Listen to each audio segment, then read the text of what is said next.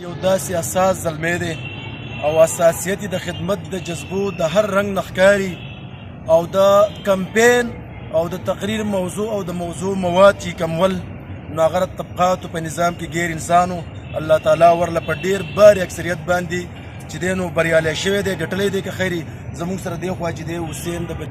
چې دا د پاکستان تحریک انصاف یو داسې ښکاره او ځلنده ستوری دی چې څه قسم تعارف پېژنګلو محتاج نه دی.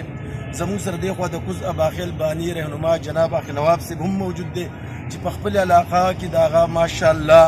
د پلار د لیکنه یو ډېر مشهور درستخان دی تکړه خلک دی پلار په نیکۍ د خپل کلي مشري کړې ده. غواړم چې د سوشل میډیا په ذریعه د پاکستان تحریک انصاف مینوالو ته د عمران خان سپایانو ټایګرو ته سمیع الله نیغ په نیغه مخاطب کړم او د هغوی سره خبرې وکړي. سمیع الله خان د پاکستان تحریک انصاف مینوال دی ټول نیغ په نیغه صحیح کوي. ډېره غټه مقابله او د چا توقع هونه وه چې د حبیب علي شاه ورور له به سمیع الله خان ماتې ورکړي. سمیع الله خان د عمران خان یو نظریاتي ورکر دی خو په وډیګرام کې په یوه غریبه کورنۍ کې سترګې غړولې دا حقیقت دی چې د تعلیم یافته کورنۍ سره تعلق ساتي. خپل مینوال د نیغ په نیغه صحیح کوي د دې مقابلې په حواله هغو ته څه ور غواړي. اعوذ بالله من الشیطان الرجیم بسم الله الرحمن الرحیم. انور خان سید خان او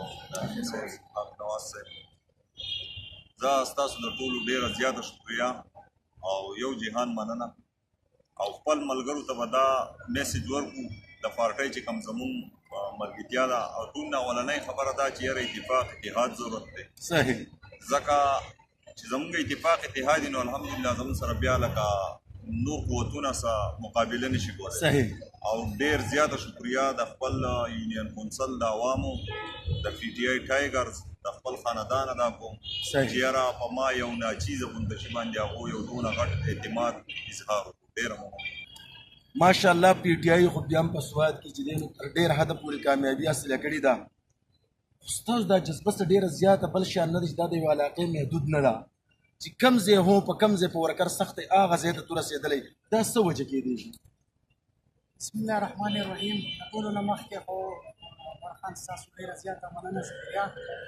د ټولو نه مخکې خو د پی کې سیکس ډاکټر امجد منسټر مالیات الله او د هغه سره سمیع الله خان چې دی منتخب کس چې دی هغه لا بیا د پی ټي آی ټایګر سوره چې ورکر د وډیګرام تنظیم دی هغوی له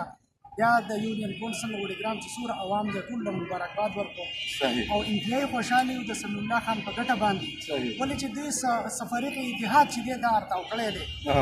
په هغې کې مطلب د ټولې پارټیانې دته یو شو وې خو بیا هم ګټه الله پاک دله ورکړه. دا یو نظریاتي ورکر دی د خان صاحب د ویژن مطابق خپل کارونه منډې ترړې خدمات شته دی نو په دې وجه باندې الله پاک دله ګټه ورکړه او یو نر ورکر دی تکړه کس دی نو موږ ورته بیا دوباره مبارکباد ورکوو. اصل خبره دا ده چې کله زه د پیپل پارټۍ نه پاکستان تحریک انصاف ته راغلی نو زما یو سوچ او یو مقصد و چې یاره د عمران خان چې کوم سوچ دی کوم ویژن دی نو انشاءالله دا به موږ فالو کوو او هغه چې کوم د عوامو خدمت چې دی دهلیز ته رسول دا واده کړي ده نو زموږ کوشش دا دی چې عوامو چې څومره خدمت دی یا څومره مسلې دي چې دا په دهلیز موږ حل کړو او په دغې ویژن باندې زه د پارټۍ ته راغلم ډېر په مینه راغلی یم اوس هم انشاءالله ډېر په مینه باندې کار کوم. زما په هغه دغه کې کمی نه راځي خو زه د سوات د عوام ته لږ یو میسج ورکول غواړم دا چې لکه خلک وایي ګرانی دی یا دا خبره ده نو زه لکه دا خبره کوم چې کوم عدالت فیصله وکړه په دې خو موږ ډېر زیات خفه یو. د هغې وجه دا ده چې لکه مطلب دا دی نن چې دی پاکستان 30,000 ارب روپۍ چې دی قرضدار دی نو دا 30,000 ارب روپۍ چې دی دا خو عمران خان نه دی اخیستې دا 30,000 ارب روپۍ چې دی دا د نواز شریف او د زرداري اخیستې نو په کار دا ده چې کم از کم 15,000 ارب روپۍ چې دی د نواز شریف نه اخیستې او را روان چې دی د زرداري نه هم دا 15,000 واخیستې نو که بیا چا ووایي چې یاره په دې ملک کې ګرانی دی نو موږ به عمران خان ذموار کوو خو هغه خو لا کال حکومت هم نه دی کړی او خلکو چغې شروع کړي دي چې یاره دا مطلب دی ګرانی عمران خان راایستې نو زه دا وایم چې دا 15,000 ارب روپو به زه مطلب دی صرف 3.5 ارب روپۍ یا 3 ارب روپۍ